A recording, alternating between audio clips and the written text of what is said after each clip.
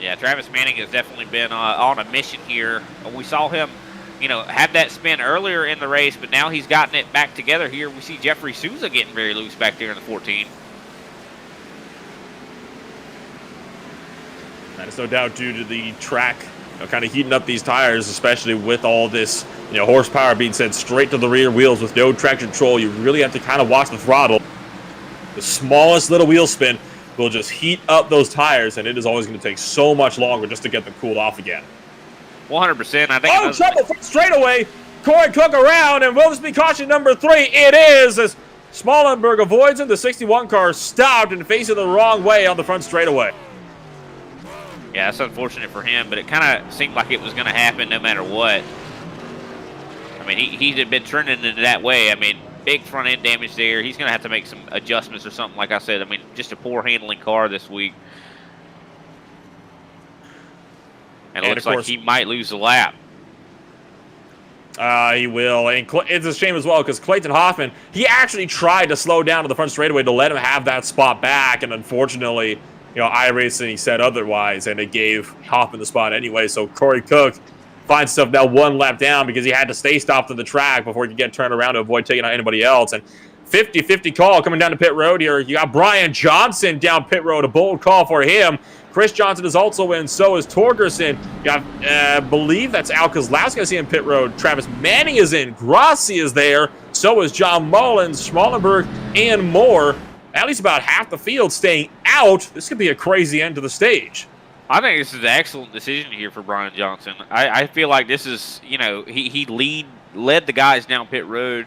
He's going to be the first guy on fresh tires. I mean, it could work out very well for him. So we're going to go green here with less than 10 laps to go in stage number 1. And half the field is going to be on fresh rubber. The other half, not so much. Unlimited tire sets is worth noting, which is why I find it interesting that even fewer drivers decided to come down like Clayton Hoffman, which makes me think maybe they're going to try to hold on to avoid losing time. Well, I mean, track position is so important, even though tires are so enticing. They definitely are. I mean, tires do mean something here. They don't mean as much as some other tracks, but it definitely means something here to have fresh tires. You just have that better handling, that bite off the corner. But, track position is so important too, though. I mean, the stage is getting ready to end. Clayton Hoffman's in good position. He's got a lot of buffer between him and the fresh tires. He certainly does, and I'm going to take a quick glance over here at my timing screen, and the top 8 all stayed out. Everybody else was down pit road. Yeah, it's definitely going to be a crazy thing here. I think we're going to see a lot of guys trying to scream through this field. How is that going to be? I mean, could it be dramatic? I think it could very well be. At least about 14 drivers that are going to be on fresh rubber compared to the 8 up in front. And I think Brian Johnson at the moment is going to be that driver to watch. He's going to be so aggressive on this restart. And he has to be aggressive on this restart. He needs every single point that he can get out of this race. It is a third that he has to claw in to Kyle Labrie if he wants to secure his ticket up into the round of 2. I mean, he can't drive this race to make friends. This is one of them races where everybody's just going to have to deal with him. Because, I would be driving my heart out right now. I don't care who's in my way. I mean, I would be probably willing to use the bumper. I mean, it is desperation mode right now for Brian Johnson. Well, I mean, you go to racetrack to meet friends. Martinsville is the one place where you go to break them. Yeah, I mean, you guys had such a great time at Talladega, pushing each other. That was nice until you come to Martinsville. Here, a push means a very different thing, and we'll no doubt see more of that, potentially even in just a few laps here. Clayton Hoffman back to the green flag. We are back racing a huge checkup deeper in the field. They managed to get out of that one safe and sound, but it is almost going to be 3 wide with cars all over the place down the inside. Brian Johnson still looking to be aggressive up here in this mix. He is in the... That was close. Got on the throttle a bit more aggressively than the guys up in front were able to. And how about this one? Here's the pass I was talking about earlier. Around the outside line for Brian Johnson. Souza can't get the hammer down fast enough. And the 14 car might lose a place here. That's going to put Brian Johnson up to P7 if he can clear off of turn 4. Trying to get another one on Littleton now with 5 to go. Yeah, I think Littleton's just going to let him go. He gave him pretty much the bottom. He's like, all right, he's on fresh tires. There's no way I can even defend against this. It's good news for Brian Johnson. He needs to pass up Josh Shofter, then Chad Sullivan, and this will be a net gain for him on that pit call. He was in P5 when the caution came out, and he is now going to try to make up that pass on Josh Shofter, and this is going to put him exactly where he was when the caution came out last time by, with 3 laps to go. Passes one more driver, it'll be a strategy that will have paid off for him. Yeah, and I have no doubt that these guys that are in the top 5 right now are going to end up pitting themselves here at the stage break. So we'll have to see how long-term it affects Johnson. Does he go down with them? I mean, I would assume he would, considering tires are no longer a currency, really. I mean, the turns 3 and 4, side by side for the race lead as well, with 2 laps to go. And it looks like Justin Levine trying to get a run on Clayton Hoffman through a 1 and 2. This is for an extra 5 bonus points. Levine doesn't need them. Hoffman wants them, though, in his own battle for the regular Cup Series.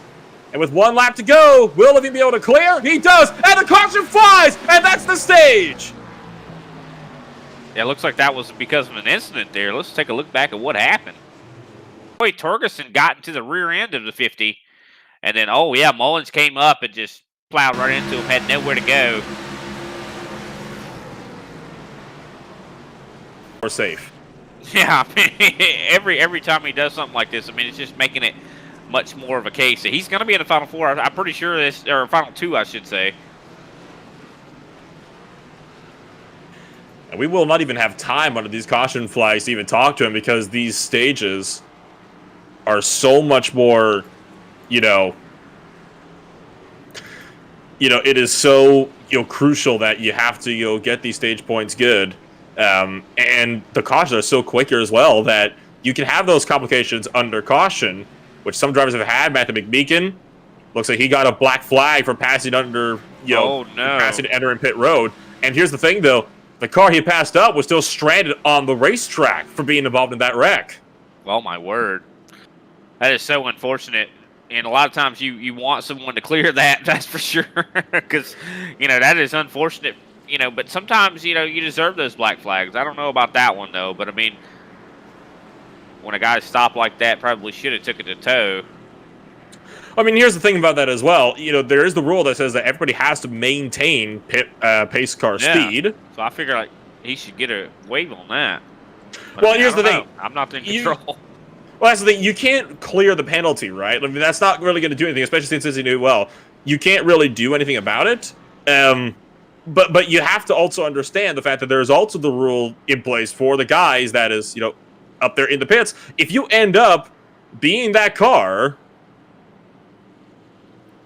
if you have to end up being the guy that has to make that call, it can be inconsistent, which is why there is that other rule where if you end up getting that penalty and it is deemed unfair later on. Top position here has not been in this league very long.